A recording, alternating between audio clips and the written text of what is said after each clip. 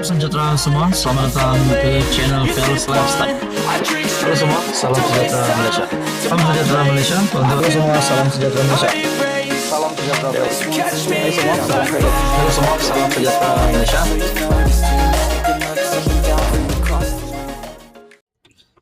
Salam sejahtera Malaysia. Selamat datang ke channel Fels Lifestyle.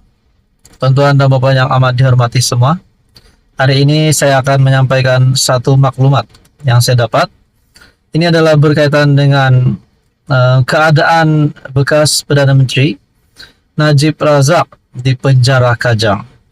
Nah, saudara-saudara yang amat dihormati semua, mesti ramai yang tertanya-tanya, ramai yang di luar sana tertanya-tanya, adakah Najib memang benar-benar berada dalam penjara Kajang, ataupun mungkin bersama-sama dengan banduan yang lain, ataupun diasingkan. Nah, hari ini saudara-saudara yang saya amat hormati, terdapat satu maklumat yang saya lihat dalam media sosial yang menyebut keadaan terkini Najib Razak yang pasti ramai tak tahu.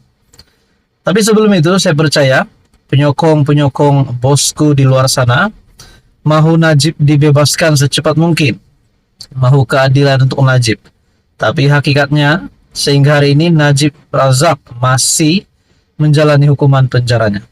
Nah, teman-teman, dalam satu artikel dari Malaysia Kini, Syafi telah membuat pendedahan baru di mana beliau menafikan spekulasi Najib tiada dalam penjara. Nah, dari mana timbulnya spekulasi ini? Benarkah Najib tiada dalam penjara? Kalau begitu, Najib di mana? Adakah Najib di kediamannya di rumah ataupun di mana? Peguam Syafi Abdullah menafikan spekulasi yang mendakwa bekas Perdana Menteri Najib Razak tidak menjalani hukuman penjara. Sebaliknya, kata peguam bekas Perdana Menteri itu, Najib ditempatkan di sel berasingan atas faktor keselamatan. Biasalah, kita pun tahu Najib Razak adalah seorang bekas Perdana Menteri. Mungkin ada juga yang memusuhinya, mungkin juga ada banduan-banduan yang sedang menjalani hukuman penjara, dikenakan hukuman semasa pentadbiran Najib sebagai Perdana Menteri. Mungkin juga dia dalam penjara yang biasa, tetapi atas isu keselamatan dia diasingkan. Mungkinkah Syafi membuat pendedahan ini disebabkan Najib Razak yang diasingkan daripada banduan-banduan lain takut Najib dibelasah, takut Najib dibunuh rasanya. Nah, akhirnya kita juga tahu hari ini bahwa Najib Razak diasingkan. Menurut Syafi lagi, sebab kalau dia bersama-sama dengan orang lain, anything can happen. Apa saja boleh berlaku, katanya.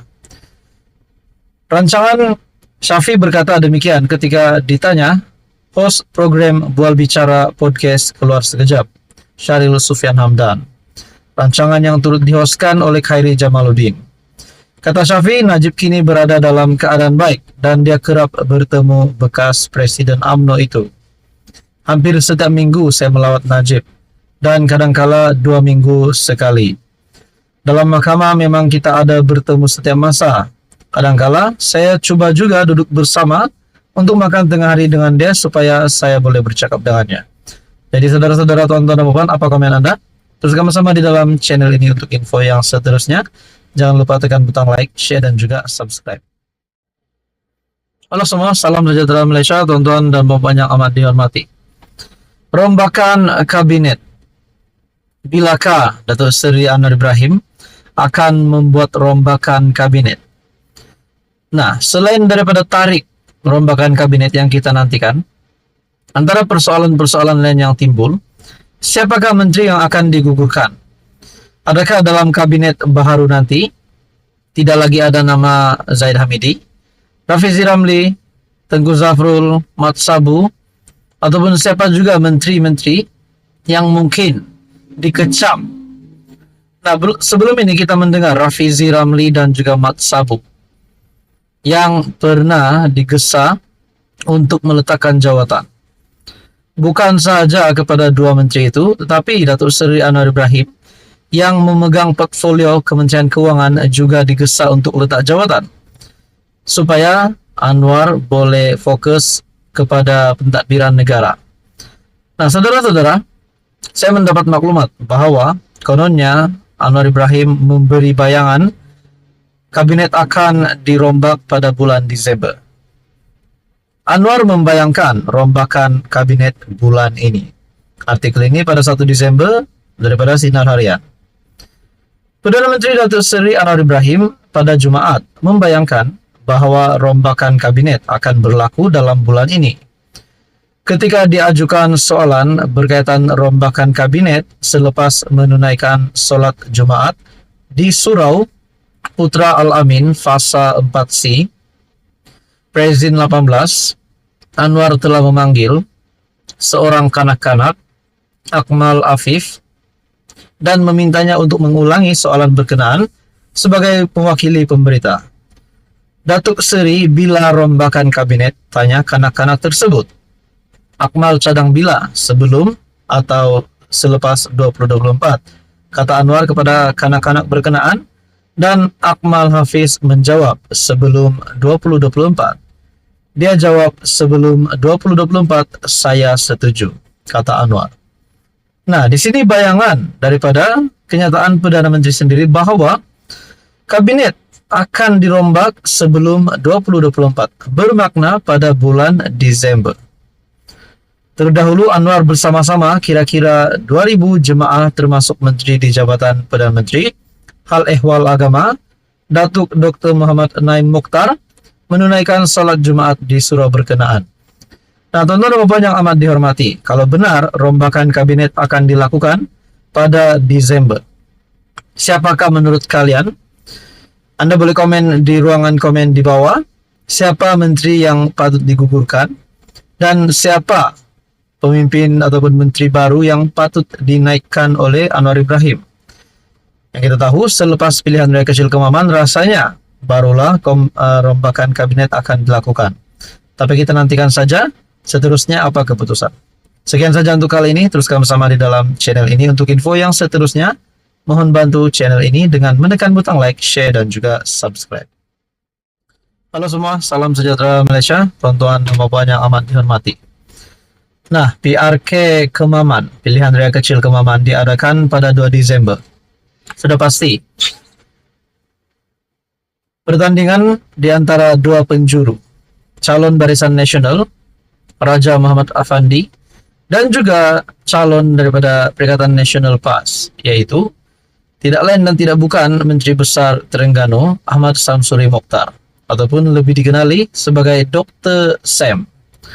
Nah, saudara-saudara, pada pilihan raya kecil Kemaman, di antara dua penjuru, pertandingan di antara dua penjuru ini, keputusan terkini yang saya boleh kongsikan adalah kemenangan berpihak kepada Perikatan Nasional PAS ataupun kemenangan berpihak kepada calon Barisan Nasional.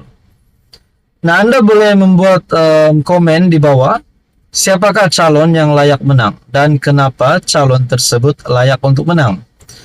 Tapi sebelum ini kita juga mendengar Mat Sabu ataupun salah satu pemimpin besar di dalam Pakatan Harapan, Presiden Amanah, telah menyeru agar Kemaman perlu berani berubah, perlu berani menerima perubahan dengan memilih calon Barisan Nasional. Sudah pasti Mat Sabu akan menyokong, akan menggesa, menyeru orang ramai, khususnya Kemaman, untuk mengundi calon Barisan Nasional. Tetapi di dalam sudut yang lain, ramai juga yang mahu Dr. Ahmad Samsuri Mokhtar yang menang.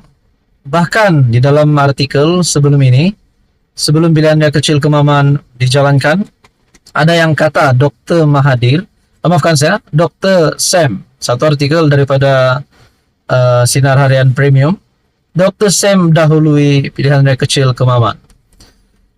Di mana artikel ini sehari sebelum PRK, calon PAS Datuk Seri Ahmad Samsuri Mokhtar dilihat lebih mendahului dalam penerimaan kempen PRK Kemaman. Lapor firma penyelidik Ilham Center. Nah, saudara-saudara, kita dapat melihat bahwa calon daripada PAS PNI adalah salah satu pemimpin yang besar Bahkan beliau adalah Menteri Besar Terengganu. Tetapi tidak mustahil juga kemenangan akan berpihak kepada calon daripada Kerajaan Perpaduan, yaitu Raja Muhammad Effendi, yaitu calon daripada Barisan Nasional. Jadi saudara-saudara yang amat dihormati, Anda boleh komen di ruangan komen di bawah. Adakah Menteri Besar Terengganu, Dr. Ahmad Samsuri Mokhtar, layak untuk menang di Kemaman? Ataupun mungkin calon daripada Barisan Nasional? Anda boleh nyatakan sebab kenapa mereka perlu menang, khususnya kepada pengundi-pengundi Kemaman. Dan bagi saya kemenangan ini pasti satu kemenangan yang amat penting, tidak kira daripada kepimpinan Perikatan Nasional Pembangkang ataupun kepimpinan Kerajaan Perpaduan. Untuk Perikatan Nasional mereka perlu menang kerusi ini, sebab sebelum ini kerusi ini dimenangi oleh PAS pada PRU15 tetapi dibatalkan disebabkan rasuah. Manakala untuk Kerajaan Perpaduan pula kemenangan ini penting untuk lebih mengukuhkan kedudukan Kerajaan Perpaduan sehingga pilihan raya umum ke-16. Jadi saudara-saudara yang amat dihormati, apa komen Anda? Teruskan bersama di dalam channel ini untuk info yang seterusnya.